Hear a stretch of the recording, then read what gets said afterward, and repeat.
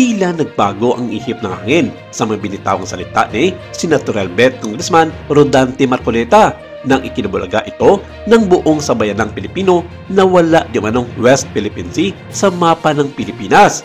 Sa kanyang naging recent ambush interview sa second session ng Kongreso nitong Lunes, February 10, sinabi nito na ang West Philippine Sea issue ay hindi lamang sinasaklaw ang ipinaglalaban ng Pilipinas sa South China Sea, kundi dapat itong ratipikahan ng United Nations para maging katanggap-tanggap ito sa buong komunidad sa mundo. Dagdag pa niya na sa Pilipinas pa lamang ito nag-i-exist kung saan inaprubahan ito ng saligang batas sa panahon ng panunungkulan noon ni Pangulong Noynoy Aquino.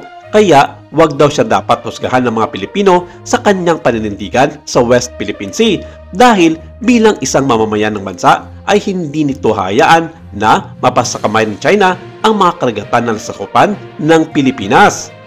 Sa katunayan daw, isa siya sa mga nag-iendorso sa Kongreso na mapabilis ang pagsangguni ng Pilipinas sa United Nations Convention on the Law of the Sea o UNCLOS na maging legal sa mata ng buong mundo ang tinatawag na West Philippine Sea. Samantala, hindi pa rin nakakamove on ang pamunuan ng Philippine Coast Guard at ng National Task Force for the West Philippine Sea sa mga naging pahayag na ito ni Congressman Marcoleta.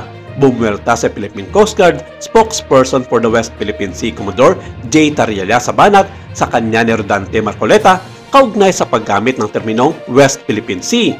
Sa ibinahaging post ni Commodore J. Tariela, mababasa sa bahagi ng transcript ng statement ni Congressman Marcoleta sa isang panayam sa kanya kung saan hinimok niya ang publiko na wag magpaka at magpaka-ignorante katulad ni Commodore J. Tariela na hindi umano naintindihan ang nakasulat sa mapa ng mundo at ng karagatan.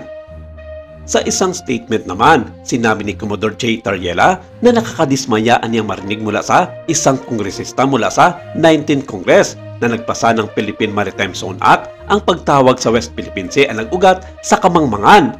Aniya, malawakang niyayakap ang naturang termino ng ating mga kababayan at sumisimbolo ng kanilang mga karapatan at bithiin may kaugnayan sa marine resources sa ating Exclusive Economic Zone o EEZ.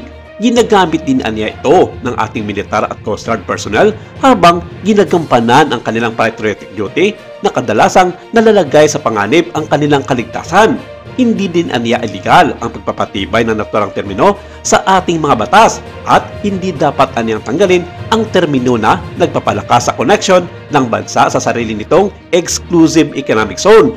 Tanong pa ni Tariela na paano aniya suportahan ng buong mundo ang paggamit natin ng West Philippine Sea kung tayo mismo ang sumasalungat dito.